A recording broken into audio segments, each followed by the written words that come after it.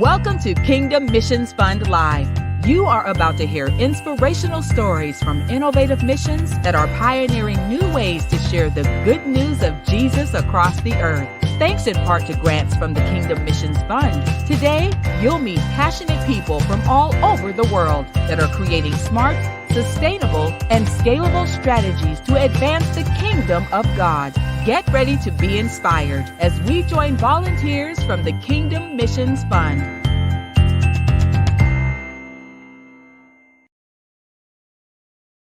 Good evening, good afternoon, good morning, wherever you're watching in. Welcome to Kingdom Missions Fund Live. Daryl, Amy, here today with Paul Barber. What's going on, Paul? Hey, Daryl, it's great. Good to see you. Appreciate you getting us all set up. What an exciting evening we have. Mike Grober going to be with us, the founder of Your Mission Matters. What an exciting mission. He'll talk about the little guy with the big God. It'll really be inspiring, I'm sure. So I appreciate Mike when he comes on, join us, and for all of you that are joining us around the world, just for this 30 minutes or so of inspiration and particularly what Mike is doing through Your Mission Matters. Fantastic. This is going to be a great conversation this evening. And if this is your first time to Kingdom Missions Fund Live, welcome. You've joined a conversation about innovation in missions and how we can work together to develop ideas that are smart, sustainable, and scalable so we can move the mission of the kingdom of God forward in ways that are innovative on the earth. And I don't know very many other better innovators than our gentlemen today. Thank you to everyone who's joining live on Facebook and YouTube. And we're going to have a fantastic conversation today with Mike. We encourage you to join us through the chat on either one of those platforms. If you have questions as we go, definitely chime in. But without further ado, let's introduce our friend Mike. Mike, I don't know anybody that is A, more innovative, B, more enthusiastic about what's going on the earth right now in the kingdom than Mike Grober. Mike, it's an honor to have you here today. Well, thanks for having me here, guys. I'm really excited about this. You know how much I love to share what God's doing in my life, and it's just a huge blessing to be a part of the Kingdom Missions Fund and this tonight. You guys are awesome. I love what you do, and I love that I get to be a part of it. Yeah, well, Mike, I really appreciate you joining us too, and we're going to look forward to what you have to say. Well, it's really good, Mike. And I'm, as we get started, just for those who don't know you, and you've been a huge friend of the Kingdom Missions Fund for a long time. It's been an honor to be involved in many of the things that you've got going on. Mike, just fill us in on a little bit of your backstory and what brought you to where you are here today. Well, I grew up overseas. My parents were missionaries to Brazil. And so I've been in Brazil all my life, and then worked at a church for a while as a missions pastor. And then about 10 years ago, I started Your Mission Matters. In fact, just the other day, I posted on Facebook a picture of a refrigerator magnet that we gave out 10 years ago when we first started Your Mission Matters. And I found out that a number of people, including Lana and I, obviously, still have that refrigerator magnet posted on a refrigerator, stuck on a refrigerator. It's a picture of my family, and the words on it were this: pray for us as we help people around the world live out their God-given mission, and join us on our journey at yourmissionmatters.org. And so Amazing. Ever since then, I've been committed to helping people understand that the mission that God has laid on their hearts is extremely important. I love it. I love it. And the way you come alongside people and encourage is just incredibly beautiful. Yeah. Mike, why don't you just share with our people just a little bit about some of the missions that you helped, and then when you kind of go through there, I want you to finish off though with the training center in Cusco, Peru. That's just an amazing story. So just give us a little bit of background about the missions you work with, and then the training center. Well, when I first started, I was thinking more than anything else about helping people understand that the mission God had given them was something unique. It wasn't cookie cutter. It actually looked like them, was shaped like them, and had a unique impact that it could make in the kingdom. And so I started off doing these Your Mission Matters personal mission workshops, and did that for a number of years. In fact, Your Mission Matters is a product of that passion. And along the way, I learned that it was not so much my dreams that inspired me as much as the dreams of others. And I came across this quote that just stuck with me, and it's been something that's driven me ever since then. It's this: it says, "Your greatest legacy is not your dreams, but the dreams you inspire in others." And so when we think about Your Mission Matters, when I think about Your Mission Matters, it's not really my dreams that inspire me. It's the dreams of others. My dream resides inside the dreams of what Paul was referring to as these little guys with the big God. And when we talk about little guys with the big God, we're talking about missionaries that are on their own out there. They don't have a huge support system, but they do have a huge vision and a huge passion. And they just want someone. I'm one of them. I'm a little guy with a big God. I just want a friend. I want an advocate to come alongside me. I want a mentor to help me move forward. And so Your Mission Matters was launched with this idea in mind, and it's a passion that obviously you can see still drives me to this day. And so when I've helped people get involved overseas from the start. I've had people contact me. In fact, there's a couple in Bulgaria right now that contacted me a long time ago and said, "We've been going to Bulgaria every summer for, I'm going to say, 8 years. We finally decided we're going to move over there, and we need a little help on how to make that happen." So I came alongside them and helped them with that. There was another couple that were in Southeast Asia that had been working with a certain mission organization, but the mission organization was going in a certain direction. They didn't want to go anymore. And so they contacted me. Actually, I think it was through Paul, and said, "Look, we don't want to go that way anymore. This is what God's laid on our hearts." And so what I was able to do is to help find another sending organization for them, help them think through what this new understanding of their vision was all about. And now they're over there and they're loving what they're doing.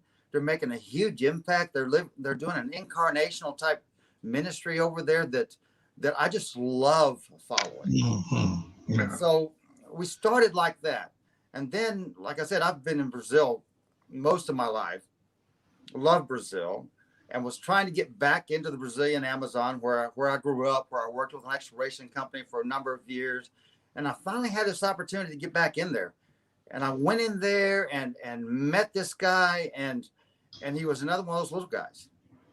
And so I came alongside him and we began to work together, and he invited me to come do some teaching for some pastors of riverbank communities. I did that, and I came out that week and I was going, "Man, I'm finally going to get to go back to Brazil. This is me. This is what I've always dreamed of doing." And I came back and a month later I went to Peru, and I'd been going to Peru off and on for a while. And I have a friend down there that I also had come alongside, and we were kind of getting to know each other and beginning to explore what it might be like. And I got to thinking when I left Brazil, I thought, this may just be a couple of times a year that me and this guy are going to kind of get together and stuff. Because I'm sold on Brazil. That's where I want to be, and I was convinced it was where God wanted me to be too. But I go to Peru the next month. I mean, less than 30 days later, and I am convinced Brazil is the place to go. Okay, I walk in there and I sit down with my friend Cesar, and we start talking. And we've done a little bit of stuff with he has a house church network there. So I was going in, I got to do some teaching in the house churches, and that was cool and all that kind of stuff. But I was thinking, I'm just kind of flying in right here, and I'm going to still be a friend and everything, but we're not going to really be BFFs or anything like that, because I'm back in Brazil. And then he got to talking with me. He talked about his vision to have a training center for pastors from all these small villages in the Andes. He wanted to bring them all together and prepare them, and also prepare leaders for his house church network. And then he said, there's some land over here that I really have always wanted. I've thought about building a training center on. Okay. Well, will you go look at it with me? Yeah. Let's go. Let's go look at it. So we get in one of these little route taxis in Cusco, Peru, and we work our way up the mountain for about an hour with about 10,000 other people in this little Volkswagen-sized car, okay? We get there, we get out, we get in a little motorcycle type of scooter taxi. Further up we go, and then we have dinner with this lady, and she says, let me show you the land. We go up on the land. I'm trying to make this thing as fast as I can. Stand up on the land. It's in this huge valley. It's overlooking all these mountains and everything. And then it's just like, wham, God says, oh, by the way, you're not going back to Brazil. I go, what? What are you talking about? And it is that at that point in time that this whole vision of what is now the Cadiz DC Mission Center happened. I began to see that yes, it was going to be a training center, but it was also going to be a hub for mission teams. So when they came down, instead of coming in and doing something for a week and leaving, we could continue the work that they had gotten in, that they had come in to do. Yeah. And then I saw this whole idea of an orphanage. I had this idea of some training for kids. They were aging out orphans. They had no place to go. I thought, man, let's build a place for them. And so all these things came together, and it wasn't Brazil. And I walked away from that, and I thought, that's a really great vision, but we don't have any money either. We didn't have anything in our bank account. Mike, just let me interrupt you here, because as you're moving on to this, I want you just to kind of explain how sometimes, which was a real tragedy to start here, but God really took it and really did a mighty thing here. So kind of go into that background just a little bit. Well, about when I was down there and I was talking with Cesar about this training center, and we got to thinking about, this is something that he really wanted to do. And I began to realize it was something I was supposed to do. I flew back to the States a couple of nights later, and I was in the airport in Lima, Peru, like midnight, waiting on one of those crazy flights from South America. They all leave after midnight. And my wife texted me and said, I want you to know something, that your niece, Kylie, is going in to see the doctor. And she had brain cancer. She was 2 years into that, and it was looking like she wasn't going to make it. In fact, Lana said what happened was she went in to talk to the doctor, and doctors told her, what do you want to do now? And Kylie said, well, what I want to do now is I want to travel the world and tell people about Jesus. She wasn't talking about that. She was talking about what to do regarding the brain cancer, because there wasn't anything they could do. But that's what she said. And when Lana shared that with me, I immediately WhatsApped Cesar and said, Cesar, let me tell you what's going on right here. Would it be okay if we called this thing the Kylie DC Mission Center? And that's how it started. He said, absolutely, we can. Because she had traveled the world as a missionary. I mean, she was 20-something years old. And she'd been all over the world. She'd been to Croatia. She'd been to Kenya. She'd been to Ecuador. She'd been to the Dominican Republic, been to Brazil. I mean, all over the place, just serving as a missionary. And that's how that started. Was just a really, really sad time for our family. But an opportunity to take this passion that Kylie had for missions and push, take it forward, run with it. And that's what the Cadiz DC Mission Center really is. It's taking her vision, combining it with my vision and Cesar's vision, and producing something today that's really making a difference in Cusco, and long term, we think, not only in Peru, but around the world. Beautiful. Yeah. Beautiful. I love the story. I love Kylie, of the story, that all of that. It was so inspirational to see how all of this came together. And we're so excited about it. And Mike, I know that you've been so engaged in missions from so many different angles. You're a true innovator in this space. What are some ways, especially right now in this climate, that you think missions can be more innovative. What would you say to some of our missions partners listening in on this? Well, I'm learning as I go. That's the nature of it. I'm a learner, but one of the things that I've learned recently, and again, I didn't see it coming. Most of the stuff I learn, I don't see coming. It's not head like this. Like, oh wow, never thought of that, and actually never did think of it. But this whole idea of introducing new voices into your story, and what I'm talking about here are some intergenerational voices. In other words, I've been hearing and listening to voices of a certain generation for most of my life. And when I talk missions, that's what I think. And recently I began to say, you know, if I want this thing to live beyond me, if I want it to be relevant today, I need to be inviting people from different generations to speak into this vision that God has entrusted to me. And so not only intergenerational, but multicultural also, I think a challenge for us that have started our own mission organizations is to not hold it too tight. And so for me to actually believe that the person I'm partnering with has a lot to contribute that I cannot contribute. The voice of my partner is powerful. God has spoken to my partner in ways that he has never spoken to me before and never will. And together, there is so much more that Your Mission Matters can do than if I just run with that one voice that I've heard ever since I started. So that would be one thing, you know, a different new voices, and especially intergenerational.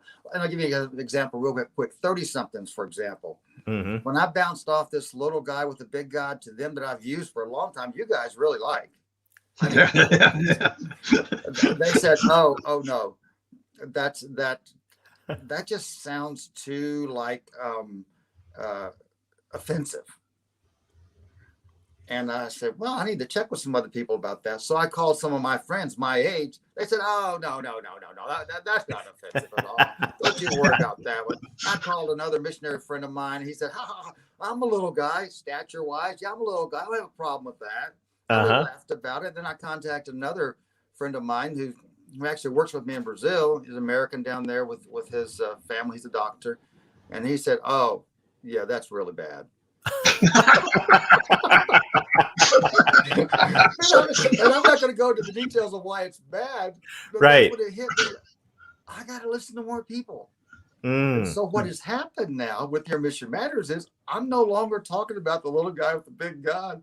I'm going back to my refrigerator magnet. We're talking about 10 years ago, helping people around the world live out their God-given mission. Oh, that's good. That's good. I think that really is a great transition into our topic tonight, which is 4 strategies to grow a ministry. I don't know if we'll hit all 4 this evening, but you know, when you think about growth and you coach so many ministries on growth, it's fun to watch. You know, what are some strategies that you think are really timely right now for people that want to grow their ministry and want to grow their impact? Well, I would say, first of all, and the one that is at the top of the list as far as I'm concerned, is finding and investing heavily in your replacement. That to me is the number one thing. When I look around, and like in Brazil and Peru, where I'm actually boots on the ground type of thing is where I am there. I went in there praying that God would connect me with someone that had a passion for something that resonated with me. Someone that was doing all they could with what they had. And then I came alongside them like I did in Peru and Brazil, and I look at them as my replacement. And so as I walk with them, I work through my decisions with them. I make sure that the vision is theirs, not just mine. I make sure that they know that I respect them, that I expect God to speak through them to me. So that's one of them. Find and invest heavily in your replacement. And the sooner you do it, the better. For example, in Peru with Cesar, I've already asked Cesar, and he's only 30-some years old. They hate it when you ask them this, okay? Well, who's your replacement? You ever thought of what happens if you don't show up for work tomorrow? That's the question I ask. What happens if you don't show up for work tomorrow? Because I ask myself that every single day. He goes, whoa, I'm only 30-something, 30-something years old. Slow down, man. Slow down, old man. Sit down, really. But that's a big thing for me is just pouring myself into who I see as a replacement and asking them, turning right around and saying, if something happens to you, Cesar or William in Brazil, who do I need to be interacting with? Who's your replacement? And what are you doing to prepare them to run this mission?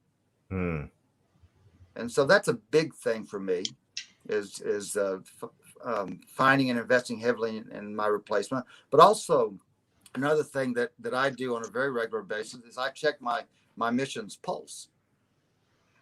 I want to know what's going on. And I developed this thing I call a traction worksheet, where you have your track and your action, and it's all pencils and Post-its. And the reason it's all pencil and Post-its is it's changing all the time. But I do it every quarter. I run through what is my vision. I run through what are my resources. I run through what are the roadblocks. And also every single quarter, I go through my milestones. I follow through my milestones and celebrate those milestones. I look at resources. I look at next steps because it's on a quarterly basis. I say, okay, over the next 90 days, what are 3 things I'm going to do to move this forward? And then with that, I then go back in and actually try to execute it. I really like that practical nature of all of it. There's a missional, spiritual, very important dynamic to all of this, but there's also that practical nature that you coach folks on, which is, are we getting traction? Where are we right now? What do we need to do to get to the next level? And I think that what you're talking about here is something that is really, really critical for missions that want to grow. I think this is a way that a lot of missions can glean from, maybe partner with some business minds to be able to think strategically and even just tactically about what do we need to do right now? Like, where are we? There's a component of practicality to this that I see you blend really well with faith to create forward motion and create impact. I think it's beautiful. Thank you. A big part of this is, and I would when I talk to people about this, I think that a big driver in all this is humility. In other words, a real confidence in not having all the answers. Yeah. A real confidence in that. Actually, humility for me, when I embrace it, it's like a boldness erupts within me, because I don't have all the answers. I don't have to have all the answers. It's not my vision. What I want to do is position myself and be sensitive to what the Spirit is saying to me and making me aware of what's going on way beyond me. And because this hopefully is not just a Mike Grober thing, that it's going to be going on for generation after generation after generation, I'm just one small piece. When I think of one of the things that really kind of fits me well is I look at it as a prayer-infused chess match. Prayer-infused chess match. We can get caught up in doing all sorts of things, but the one thing we really need to do is take out that king. We also don't all look like bishops. We don't all look like horses. We don't all look like rooks. The rook gets taken out sometimes, and so on and so on. And my point is this, that that there are a lot of different ways to take out the king in the chess match, to Mm-hmm. get to your fulfilling your vision. And awareness that I don't know all that, awareness that I don't know how many pawns God wants to use, how many bishops he wants to use, how many rooks he wants to use, how long he wants to use them, gives me such a peace about it that I don't have to push it. I don't have to make it happen. Now I'm a go-getter. I don't want to sit around and not do anything. Okay. If there's anything that's tough for me, is just to pause and create space for God to do what only he can do. Mm-hmm. But when I don't pause, when I don't wait, when I don't listen, it goes way out there. And he's over there going, no, I got to get you back again, Mike. Come on, let's get you back on track. You know, that guy, that guy or that gal, they were great, but that's not who I wanted. And when it comes to going back to this whole mentoring thing, is to help these guys that I partner with to be humble. They don't have to have all the answers. What a beautiful blend, Paul, of being strategic and spirit led at the same time. That analogy of the prayer infused chess match. I'm going to remember that one for a long time, Mike. You know, I think this is really encompasses the whole idea of discipleship, just a total way. There's a spiritual component, the practical component, but bringing somebody along and quite frankly, Mike, teaching them how to play chess the way you have, because it's a good analogy, because you're not really, you know, when those pieces are first set up, you start moving, but you may have a first plan, but then that's blocked or something happens, and now you're circling around trying to accomplish it in a different manner, but the objective is always the same. So that's I appreciate you sharing that. Beautiful. Yeah, Mike, this has been such a great conversation, and there's so much wisdom here, and I'm looking forward to folks connecting with you. We'll share how to get a hold of you at Your Mission Matters and all of that. But as we wrap up our broadcast this evening, these are interesting times. I think that is one adjective that could be put. Very, very challenging times. Talk about the game changing, the board shifting. This chess match thing is very apt right now. What would you say to encourage missions practitioners that are out there in the field right now in the middle of the shifting situations that we find ourselves in?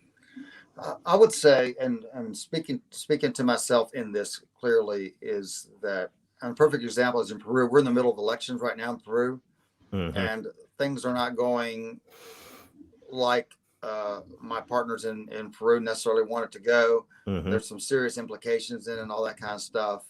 But COVID and all the way it's shutting down, and a big driver for us and some of our funding had to do with mission teams, which none of them showed up last year, and looks like they're probably not going to show up for most of this year.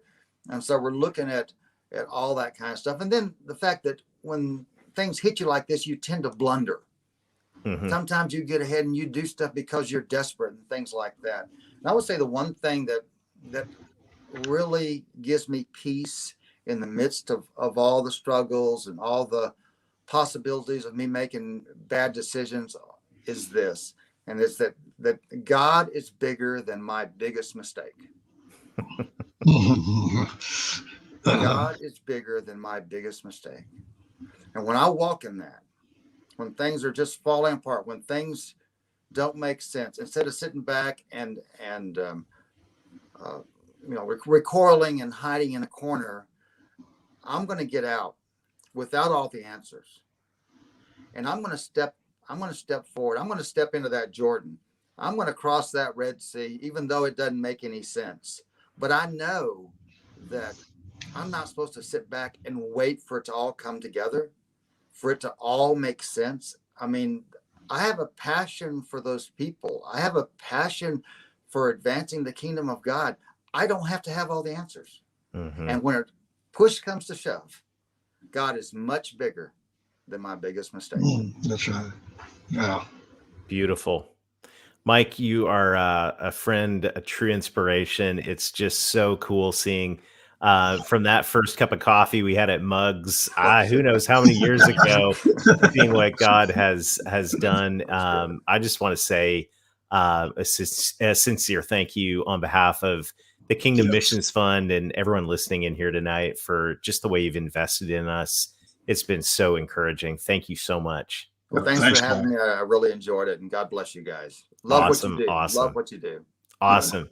We love you too. Well, Paul, what a great conversation this evening. Just packed with wisdom. This is so good, and I'm so grateful for the way this community that is formed around the Kingdom Missions Fund, the conversations we get to have, the impact that we're able to have as we work on this together to figure all of this out. It's just fantastic. It really is, Daryl. And that's one thing I really like about the Kingdom Mission Fund is that, we're currently, we'll get applications from nearly 100 people, different mission groups in a given year. And we'll be in all kinds of dialogues. We only be able to give away about 12 grants. But in the midst of that, we're hearing stories, we're hearing ideas, we're hearing what people are doing in an innovative way. And I think that just strengthens us at KMF to try to keep this thing on the cutting edge, to be listening to what's going on out there, what's happening, what innovative ideas are being presented to bring this forward. And it really is a tremendous value that these mission partners bring to us at KMF.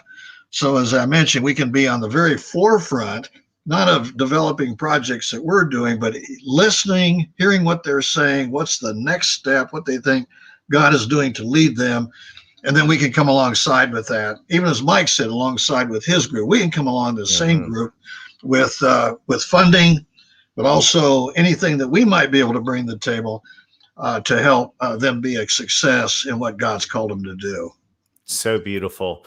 Well, thank you to everybody, and thank you to all of our partners out there who are joining together to this impact that we have is because of generous individuals and businesses. And so if you'd like to get involved, we'd love for you to get involved. Just go to kingdomfund.com/donate or visit any of our social media pages, and we'd love to connect. We'd love for you to join us in the mission of spreading the great news of Jesus Christ across the earth. Thanks for joining us tonight, and we're coming to you next month. We'll have another exciting episode, the first Missions Monday of next month. So stay tuned for details on that. And until next time, Paul, it's been a blast, and thank you to everybody out there. We love you, and we appreciate you. Thank you, everyone. Thank you for joining us today for Kingdom Missions Fund Live. We hope you have been inspired by the passionate people and innovative ideas we've shared today. None of this is possible without generous donations from people like you. To learn more about becoming a supporter of the Kingdom Missions Fund, visit www.kingdomfund.com. Together, we are making a difference.